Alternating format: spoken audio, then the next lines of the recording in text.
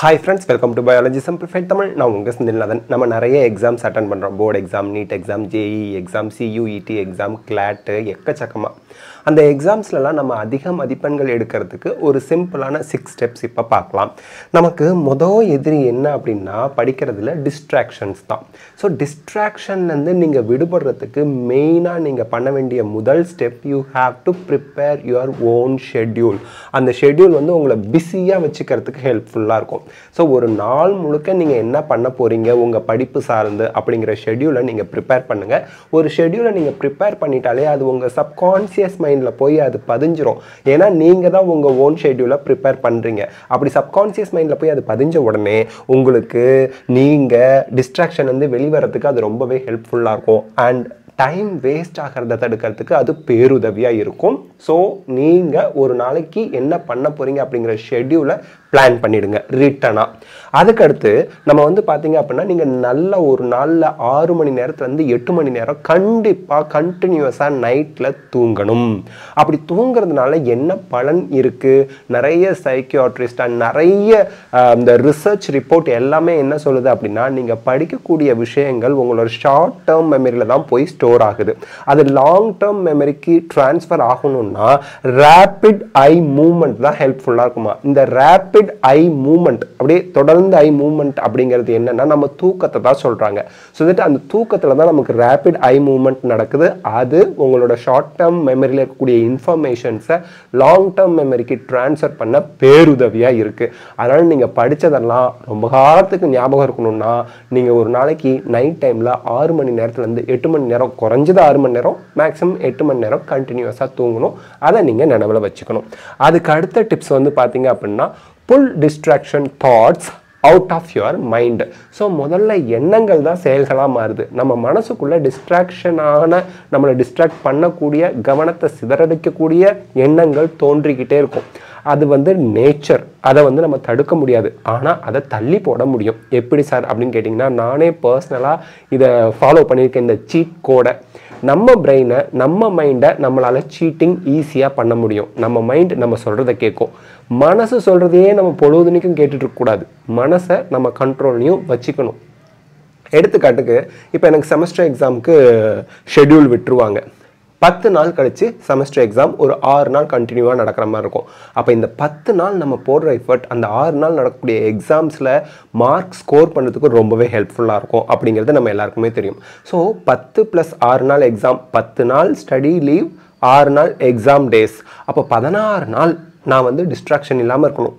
எப்போ ஒரு படத்தை பற்றி யோசிக்க ஆரம்பிக்கிறேனோ இன்னும் 16 நாள் அதுக்கப்புறம் யோசிக்கலான்னு என் மனசுக்கிட்ட நான் சொல்லுவேன். உடனே அது ஃபாலோ பண்ண ஆரம்பிச்சிடும்.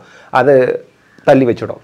தேட்டருக்கு போகலாம், கிசு பேசலாம், இந்த காசிப்பிங்லாம் சொல்லுவாங்கள்ல அது பண்ணலாம், விளையாடலாம். இப்படி நிறைய டைம் வேஸ்ட் பண்ணுற மாதிரியான விஷயங்கள் வரும்போதெல்லாம் இன்னொரு 16 டேஸ், இன்னொரு 15 டேஸ், இன்னொரு 14 டேஸ் தான், இன்னொரு 13 டேஸ் தான், இப்படி என் மனசுக்குள்ளேயே சொல்லிக்கிட்டே இருக்கும்போது என்னோட டிஸ்ட்ராக்ஷனை அழகாக என்னால் தள்ளி வைக்க முடியும். என் மனசும் அதை அக்செப்ட் பண்ணிக்கும். ஏன்னா நான் டிஸ்ட்ராக்ஷனை வந்து முழுசாக விட்டு ஒழிக்கணும்னு நினைக்கல, கொஞ்ச நாளைக்கு தள்ளி தான் போடுறேன். ஸோ டிஸ்ட்ராக்ஷனே வேண்டாம் அப்படின்னா தான் உங்கள் மனசு அதுக்கு ஆப்போசிட்டாக ஸ்ட்ரெஸ்ஸை க்ரியேட் பண்ணும்.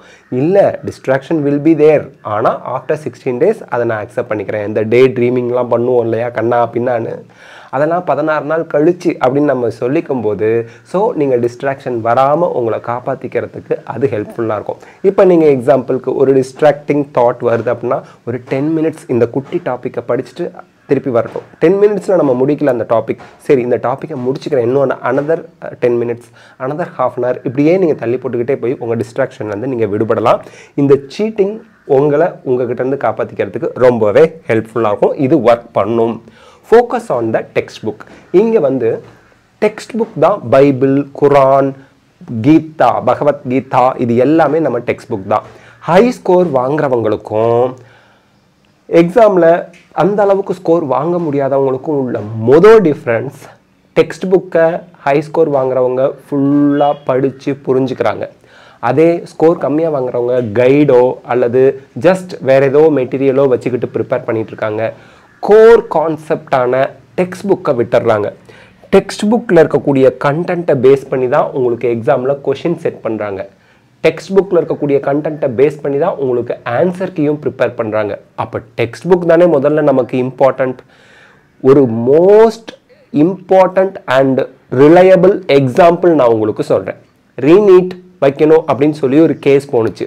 அந்த கேஸ் நடந்துக்கிட்டு இருக்கையில் ஃபிசிக்ஸ் சம்மந்தமான ஒரு கொஷின் வந்துச்சு. அந்த இஷ்யூ ஃபிசிக்ஸ்க்கு 2 ஆன்சர் கொடுத்துருந்தாங்க. அந்த ஃபிசிக்ஸ்க்கு 2 ஆன்சரில் ஒரு ஆன்சர் தான் கரெக்டுன்னு தீர்ப்பு கொடுத்துட்டாங்க. Based on what? Old text புக்கா, நியூ டெக்ஸ்ட் புக்கா, இதெல்லாம் விட்டுடுங்க. Based on text book. So அந்த வேர்டிக்ட்டுக்கு அவங்க எவிடன்ஸாக எடுத்துக்கிட்டது டெக்ஸ்ட் புக்கை தான். யார்?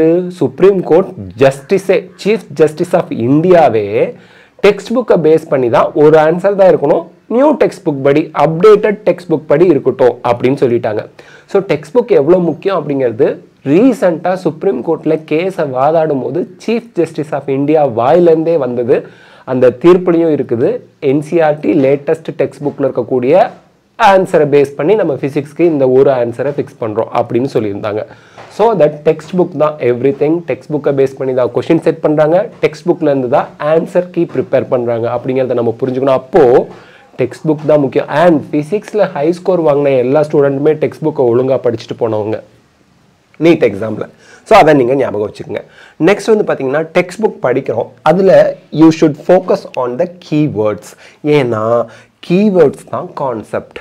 கான்செப்ட் தான் ஒரு டாப்பிக்கோட ஹார்ட். ஸோ தட் ஒரு டாப்பிக்கு ரொம்ப ரொம்ப இம்பார்ட்டன்ட் கான்செப்ட். அந்த கான்செப்டை எப்படி நம்ம புரிஞ்சுக்கணும்னா கீவேர்ட்ஸ்க்கு இம்பார்ட்டன்ஸ் கொடுக்கணும். ஸோ கீவேர்ட்ஸ் அப்படிங்கிறது என்ன? இம்பார்ட்டண்ட்டாக அந்த கான்செப்டில் இருக்கக்கூடிய முக்கியமான வார்த்தைகள். அந்த வார்த்தைகளோட மீனிங்கை தெளிவாக புரிஞ்சுக்கிட்டா எவ்வளோ பெரிய தியரமாக இருந்தாலும் எவ்வளோ பெரிய கான்செப்டாக இருந்தாலும் அதை ஈஸியாக அண்டர்ஸ்டாண்ட் பண்ணிக்கலாம். கடைசியாக நம்ம சொல்கிறது என்னென்னா, do what you can do in 15 minutes. 15 நிமிஷத்தில் உங்களால் என்ன பண்ண முடியும்? எக்ஸாம்பிளுக்கு பயாலஜியில் 15 நிமிஷத்தில் நீங்கள் என்ன பண்ணுவீங்கன்னு நான் கேட்டால் நீங்கள் 15 கொஷின் என்னால் ஆன்சர் போட்டு பார்க்க முடியும். ஃபிசிக்ஸில் ஒரு 3 கொஷினுக்கு என்னால் சால்வ் பண்ணி பார்க்க முடியும். கெமிஸ்ட்ரினா 7 to 10 கொஷின்ஸ் என்னால் சால்வ் பண்ண முடியும். ஸோ இப்போ பயாலஜிக்கு எக்ஸாம்பிள் எடுத்துக்கலாம். இப்போ 15 நிமிஷத்தில் 15 கொஷின் போடுறீங்க. 15 நிமிஷத்துக்கு மட்டும் நீங்கள் திங்க் பண்ணுங்கள், ஒரு 15 கொஷின்ஸ் முடிச்சிடுறேன் அப்படின்னு. யாருக்கு தெரியும், நீங்கள் 10 நிமிஷத்தில் கூட முடிச்சிடலாம். ஓகே, ஸோ அந்த 15 நிமிஷம் உங்களால் என்ன பண்ண முடியுங்கிறத கான்சென்ட்ரேட் பண்ணி அதை கம்ப்ளீட் பண்ணுங்கள். 1 டேக்கான கம்ப்ளீட் ஷெட்யூல் நீங்கள் போட்டு வச்சுக்கிட்டீங்க. But don't click into 8 hours என்ன பண்ண போகிறோம், 6 ஹவர்ஸ் என்ன பண்ண போகிறோம், 1 ஹவர் என்ன பண்ண போகிறோம், அதை யோசிக்காதீங்க. இந்த 15 நிமிஷம் 15 கொஷின் பயாலஜியில் போட போகிறேன், முடிஞ்சுது. அடுத்த 15 நிமிஷம் அடுத்த 15 கொஷின், அடுத்த 15 நிமிஷம் அடுத்த 15 கொஷின், அடுத்த 15 நிமிஷம் அடுத்த 15 கொஷின். 1 ஹவர் முடிச்சு பார்க்கும்போது 60 கொஷின்ஸ் ப்ராக்டிஸ் பண்ணியிருப்பீங்க. ஸோ தட் நீங்கள் எடுத்ததையுமே 1 மணி நேரத்துக்கு 60 கொஷின் நான் ப்ராக்டிஸ் பண்ண போகிறேன்னா மொதல் கொஷினை ப்ராக்டிஸ் பண்ணும்போதே இன்னும் 59 கொஷின் இருக்கா அப்படிங்கிற ஒரு மலைப்பு வந்துடும். அதே 15 நிமிஷம் 15 கொஷின் போது ஒரு கொஷின் போடும்போது இன்னும் 14 தான் இருக்குது, அடுத்த கொஷின் இன்னும் 13 தான் இருக்குது. ஸோ தட் உங்களுக்கு அந்த மலைப்பு, அந்த டயர்ட்னஸ் வராது, படிப்பை பார்த்து பயம் வராது, படிப்பை பார்த்து உங்களுக்கு பதற்றம் வராது. அதனால் இந்த 15 நிமிஷத்தில் என்ன பண்ண போகிறோம் அதை பண்ணி முடிச்சுட்டு அடுத்த 15 நிமிஷம் அண்ட் இப்படி ரிப்பீட்டாக பண்ணிகிட்டு இருக்கையில் உங்களுக்கு டயர்ட் ஆகுது அப்படிங்கிற பட்சத்தில் ஒரு 15 மினிட்ஸ் பிரேக், திருப்பியும் அடுத்த 15 நிமிஷம் என்ன பண்ண போகிறீங்க, அடுத்த 15 நிமிஷம் என்ன பண்ண போகிறீங்கிறத மட்டும் பண்ணிகிட்டே வாங்க. படிப்புங்கிறது பாகற்காயாக இருக்காது, படிப்புங்கிறது அல்வா மாதிரி ஆகிடும் உங்களுக்கு. ஸோ இந்த 6 டிப்ஸ் இந்த வார சண்டே ஸ்டடி டிப்ஸில் உங்களுக்கு எக்ஸாமில் ஹை ஸ்கோர் வாங்குறதுக்கு ரொம்பவே ஹெல்ப்ஃபுல்லாக இருக்கும். இந்த வீடியோ உங்களுக்கு பிடிச்சிருந்தால் லைக், ஷேர், கமெண்ட் பண்ணுங்கள். பயாலஜி சிம்பிளிஃபைட் தமிழ் சேனலுக்கு சப்ஸ்கிரைப் பண்ணுங்கள். Because your support is our strength. Thank you. All the best. Best of luck. God bless you.